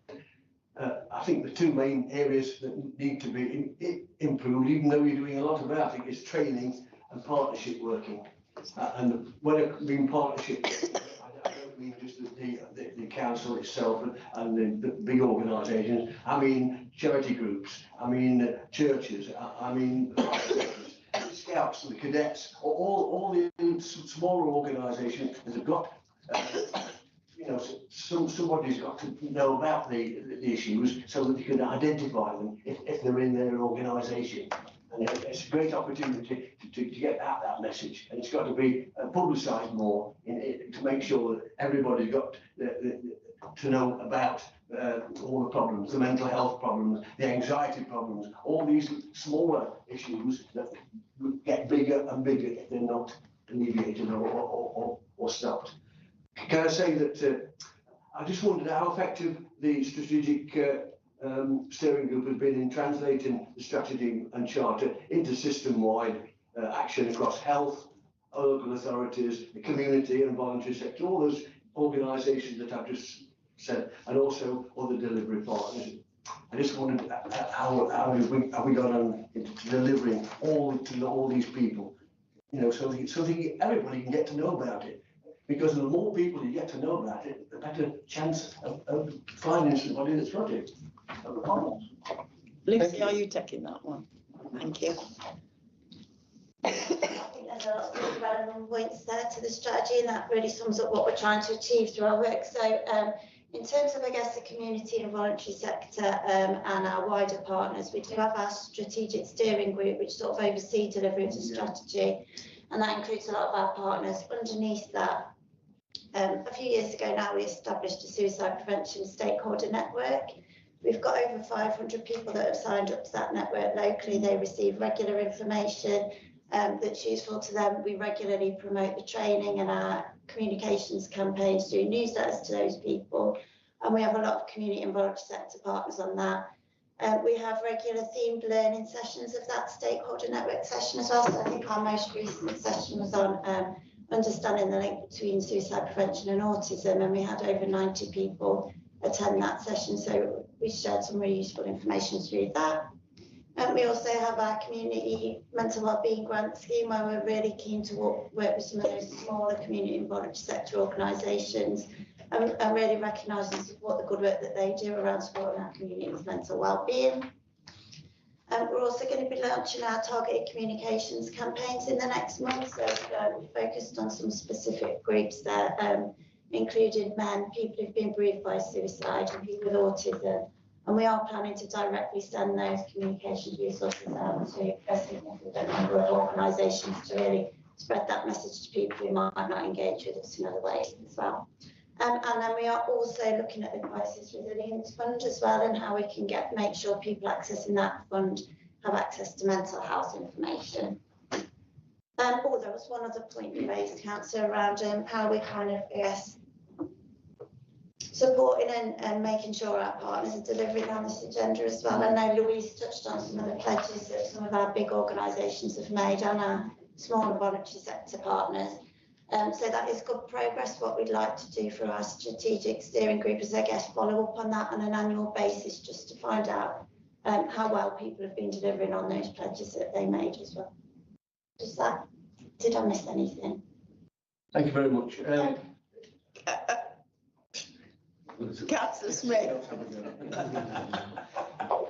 Thank you, Chairman. And we've spoken about harmless colleagues have on the training they've provided this council. I just want to comment a bit more on partnership, if I may.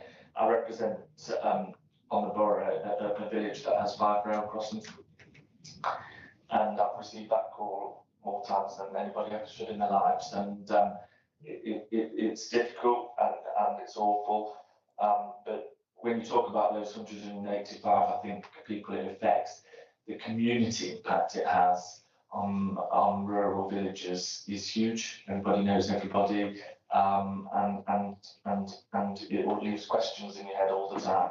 Could, would, should, or would, you know, all that. And I think when I got elected in 2019, unfortunately there was an incident then, and I've engaged with homeless ever since, and I host every year in my village a fundraising event with bands on. We call it Burton Joyce Live, and bands play.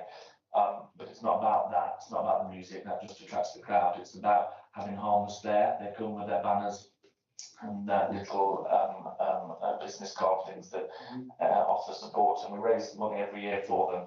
And it allows those conversations. It raises awareness whilst we're having a beer and dancing around like fools, and that's just me. But I think that's great, and I think if you can share the harmless details with members of the committee and the council further, we can do that. I'm not saying everyone has to copy and paste what we do, it's just an idea. We do it and it's really good. And they have a annual dinner as well, which you need to go to with lots of tissues. And I go every year to support their fundraising there as well. I just think we can print as many county council banners as we like and put them in toilets and bus stops and libraries. What really matters is bringing that awareness to the forefront, really, and opening those conversations. Everyone who attends my music live sessions, you see people who go to the pub, you know, the plumbers, electricians, painters, decorators, not normally talking about this when they're drinking the pub every weekend, but when we host this music session, they're still there, and it has that conversation. And I'm not knocking the posters and stuff, but it doesn't really have the same effect, and doesn't start those conversations. So if we could share those details with and the team with all councillors, and they can engage with harmless will, they bring the buckets, they bring the banners, they bring the expertise. I just pay for the music, basically. And I think if we could do similar things in all communities, that will really raise awareness and help tackle it. Thank you for indulging my speech on that. Thank you. Not a problem, because I do agree with you. I have a question, guys.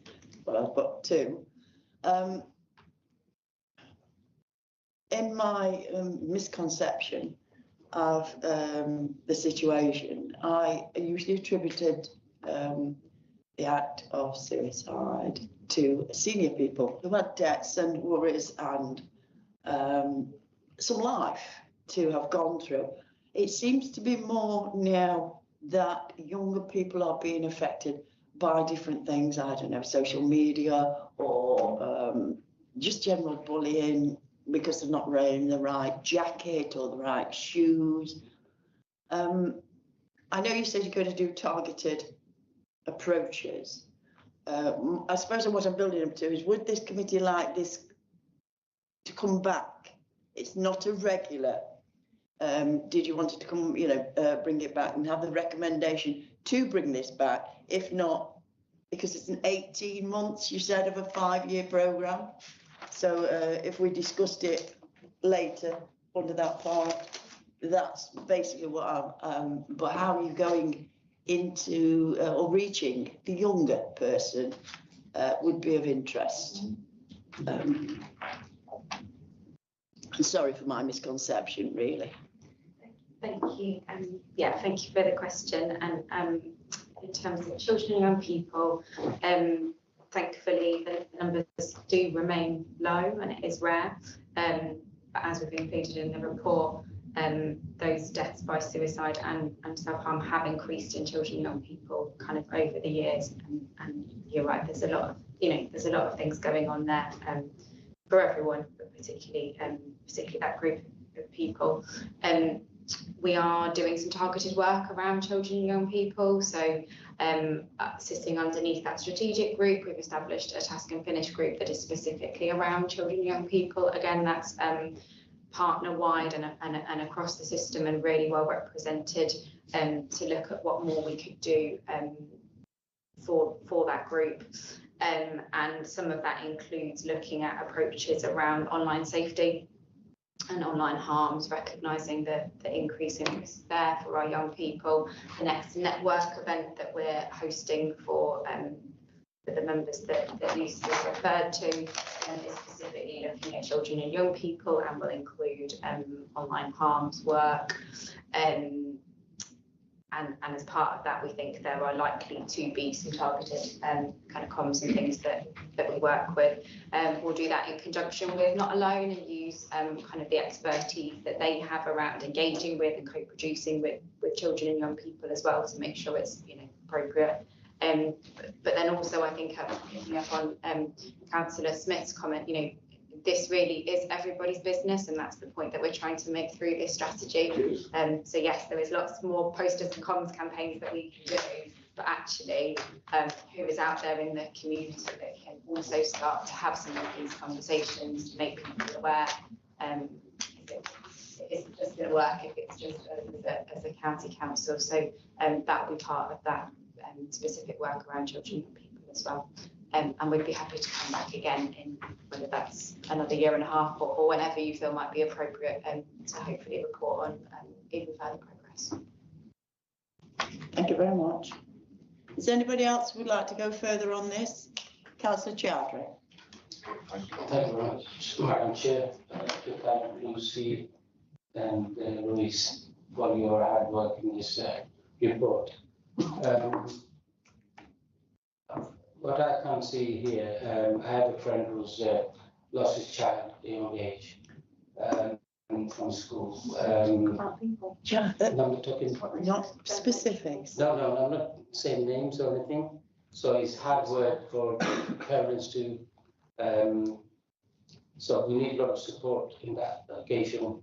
The money is there, but I think we need to increase our financial implications to make it prevent and social media to protect all communities. Thank you. Thank you. If I can move to accept the recommendations as written, and if we could discuss in the work programme part, possibly bringing this I can back. say that now. Yeah, I'll leave it with you, Martin. Yeah, really quite simple. So I think it's agreed that members of would like to see us again. So I will talk about this more in the work programme item next, but we will be developing the work programme for 26-27 over the next couple of months. So this can definitely go into the consideration of something you'd like to bring back to opportune time during the next year. What members also discuss, I think what we can do, so we'll share the information, we'll share the presentation that was made. That's obviously got the links on it, and the links to harmless and all the information there, so the members have got there. But I think we can go on note as a committee that all elected members work to engage to have positive conversations and activity around suicide in their communities, and obviously we can work with public health to make sure we've got the resources and confidence to do that. And obviously we've got the training coming up I've just been skipping to the calendar. It's coming up shortly. I don't know. I want to say 16th of June at 9:30. Yes, so if you haven't got yourself down for that, obviously the office there for all members. Is that still on Teams, Martin? Yeah. It was on Teams.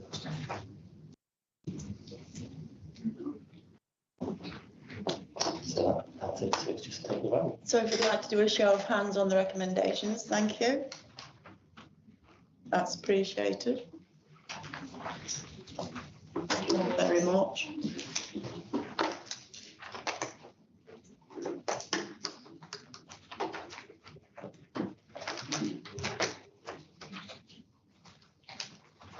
Agenda item 7, scrutiny work programmes.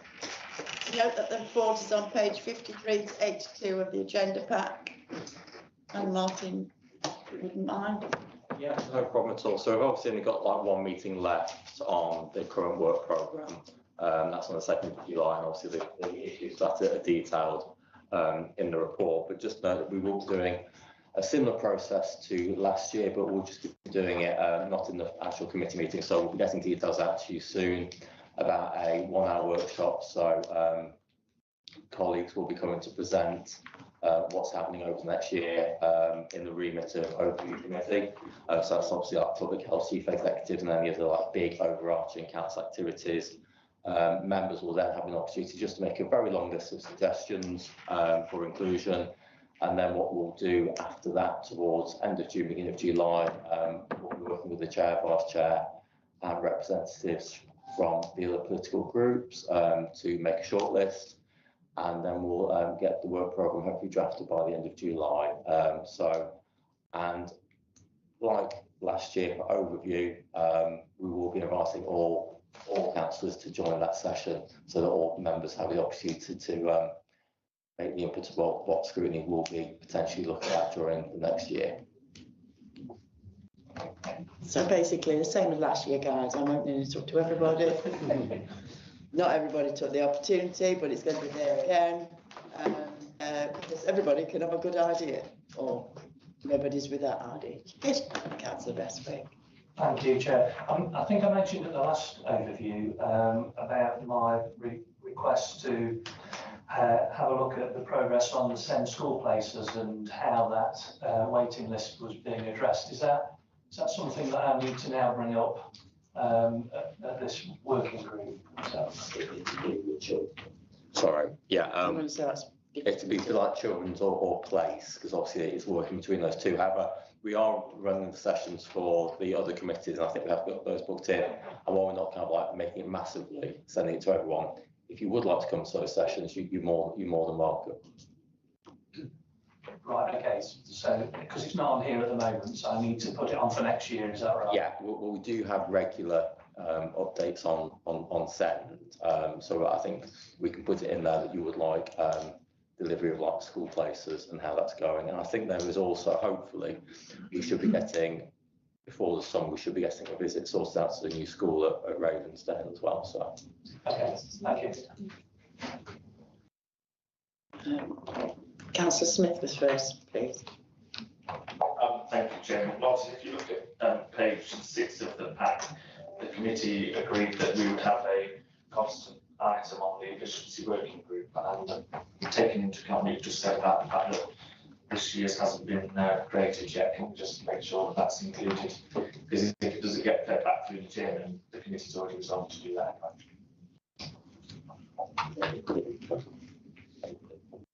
No problem.